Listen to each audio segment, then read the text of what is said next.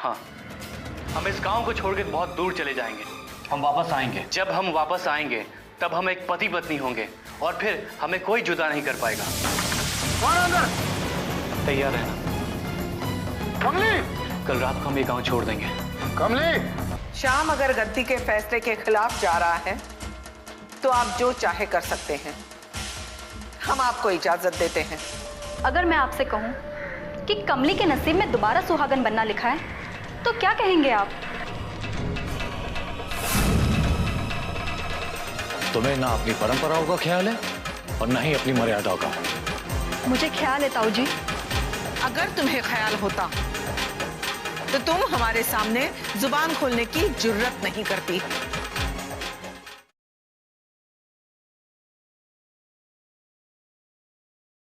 हमने तुम्हारा रिश्ता पास के गांव के सूर्यवीर सिंह के साथ तय कर दिया है। जल्द ही तुम उसके खानदान की बहू बनने वाली हो।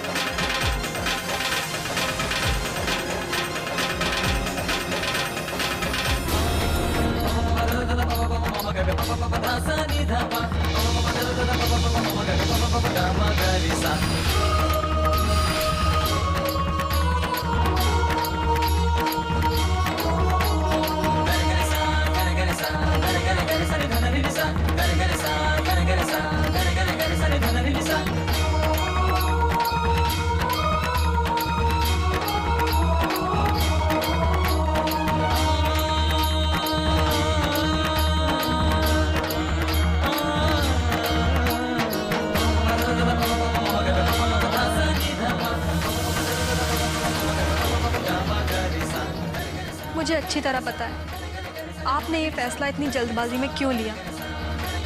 आपने एक बार भी नहीं सोचा कि ये फैसला मेरी जिंदगी से जुड़ा हुआ है। हमें जो सोचना था वो हमने सोच लिया है। और ये मत भूलो कि हमने तुमसे पूछा नहीं है, हमने तुम्हें अपना फैसला सुनाया है। खुद को इस फैसले के लिए तैयार कर लो। जल्द ही सूर्यवीर के घर वाले यहाँ आएंगे रिश्ता पक्का करने। हमने तुम्हारी तस्वीर भी वहां भेजी है।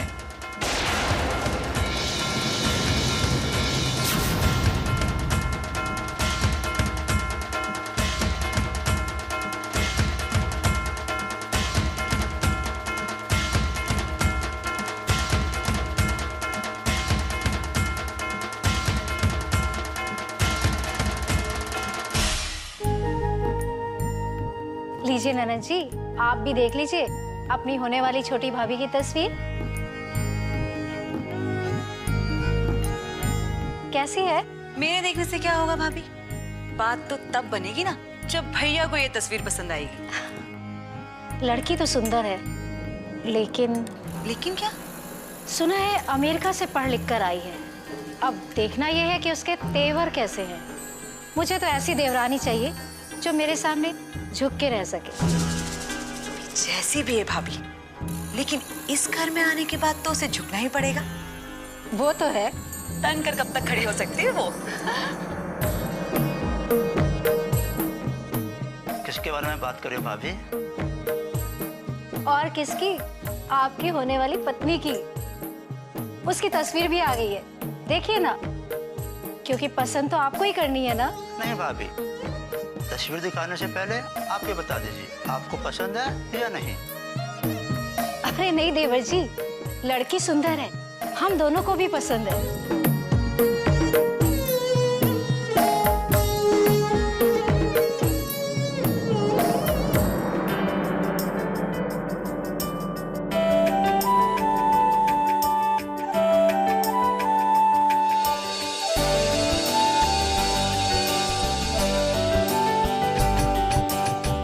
क्या हुआ देवर जी, देखते रह गए ना? हाँ भाभी, आपकी पसंद की दाद देने होंगे। बस तस्वीर देखते ही प्यार हो गया। अरे भाई, अभी ख्याल रखिए अपना, अभी तो बहुत सारी बातें बाकी हैं। प्यार जब एक बार हो जाता है ना तो वो कुछ भी नहीं देखता। वो सुना है ना, प्यार अंधा होता है।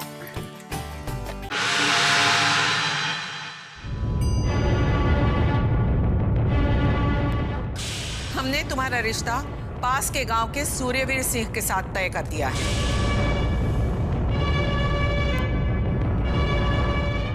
तुम्हें बीच में बोलने की कोई जरूरत नहीं है वसुंधरा। शहर की पढ़ाई का तुम पर क्या असर हुआ है ये हम बहुत अच्छी तरह जानते हैं। तुम्हें ना अपनी परंपराओं का ख्याल है और ना ही अपनी मर्यादाओं का।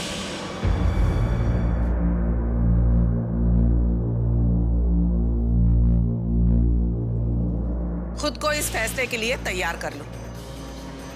जल्द ही सूर्यवीर के घर वाले यहाँ आएंगे रिश्ता पक्का करने। चली जा इस गांव से कहीं दूर, जहां तू अपनी खुशियों के साथ अपनी जिंदगी जी सके।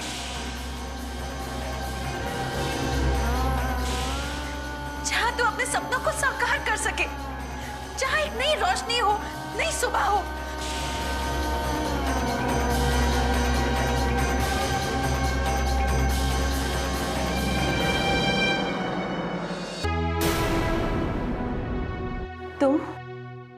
तुम यहाँ? हाँ कमली, इससे पहले कि लोग हमें एक दूसरे से जुदा कर दें, मैं हमेशा के लिए तुम्हें अपना बना लेना चाहता हूँ।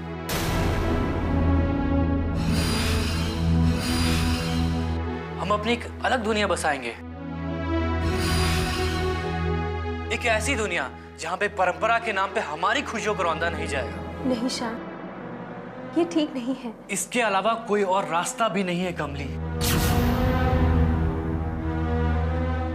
मेरी बात समझने की कोशिश करो श्याम। हम दादी माँ से टकराने के काबिल नहीं है। मैं टकराऊंगा, चाहे इस टकराव में मैं खुद क्यों नहीं मिट जाऊं, लेकिन इस कुप्रथा को मैं समाप्त करके ही रहूंगा और तुम्हें मेरे साथ देना ही होगा। तुम चलो मेरे।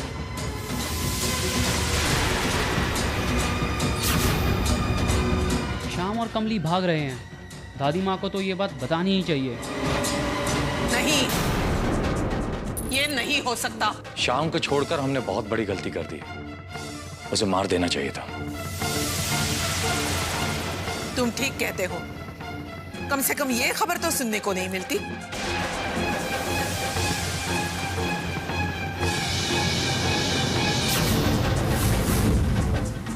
अब क्या करें?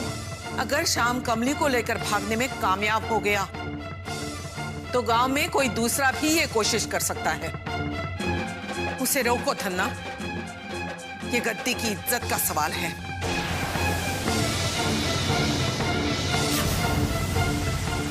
ठीक है माँ, वो इस गांव से नहीं निकल पाएगा। चलो।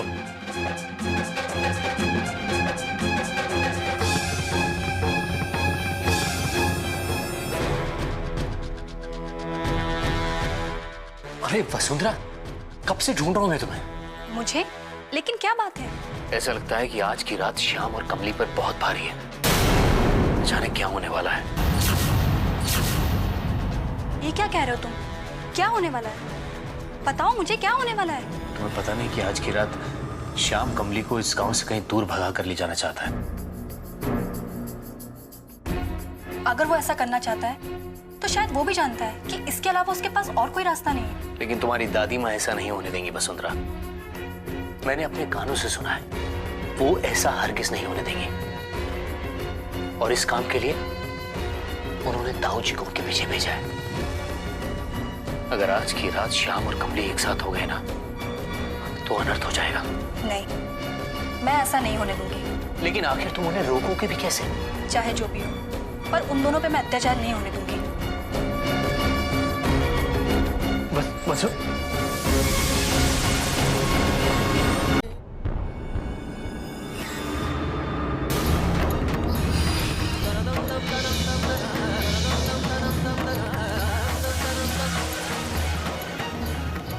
मैं कमली को लेकर जा रहा हूं और वादा करता हूं आपसे, इसकी आंखों में आंसू कभी नहीं आने दूंगा। सारी खुशियां इसके कदमों में डाल दूंगा। मैं जानता हूं इसमें आपकी बदनामी है, लेकिन इसकी जिंदगी की सारी खुशियां भी इसी में।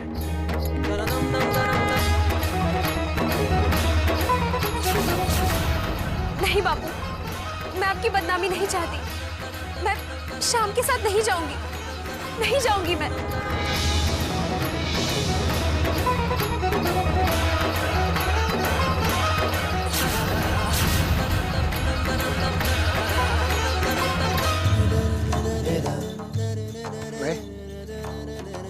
तू जाएगी कमली? तू चली गई यहाँ से बेटा। बेटा तू चली जा। तेरी खुशी के लिए मैं बदनामी का जहर पीने के लिए भी तैयार हूँ कमली। तू जा यहाँ से। इससे पहले कि मान मर्यादा का ख्याल तुझे रोकने पे मजबूर कर दे, तू यहाँ से चली जा बेटा। तू जा यहाँ से। जा जाके अपनी जिंदगी बना ले, बसा ले अपनी जिंदगी बेटा। चली जा यहाँ से।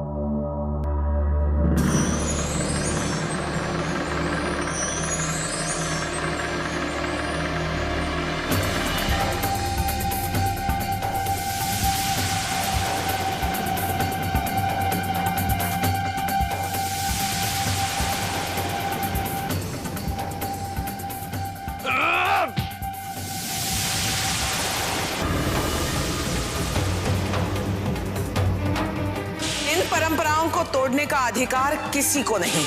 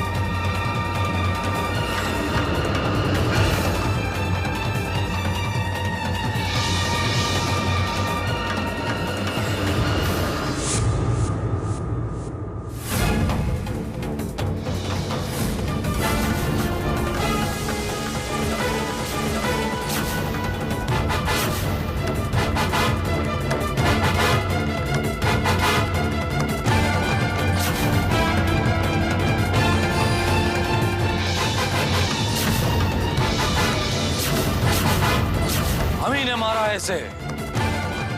गद्दी का फैसला ना मानने की सजा मिली है इसे। गांव की इज्जत पर हाथ डालने की सजा मिली है इसे। अगर ये बच्चा है ना, इसे समझा देना कि ऐसी गलती दोबारा ना करे और गद्दी के दिए हुए फैसले को हमेशा सम्मान दे।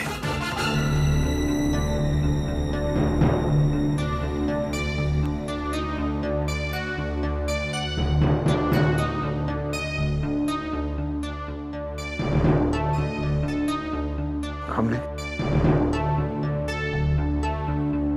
हे कमली, बोलती क्यों नहीं? हे कमली, क्या हुआ तुझे? बोलती क्यों नहीं? तू बोलती क्यों नहीं? क्या हुआ? हे कमली, बोलना मेरी बच्ची, बोलना।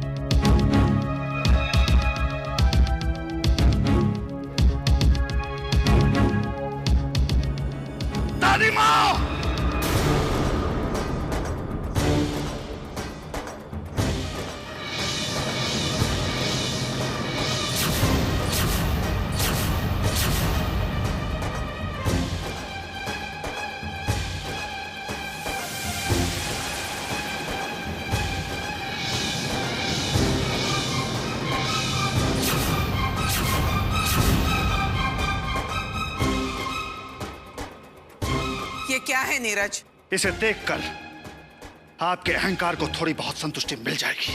हम पूछते हैं, इसे यहाँ लेकर क्यों आए हो? आपको अपनी भाई की हालत दिखाने के लिए आया हूँ।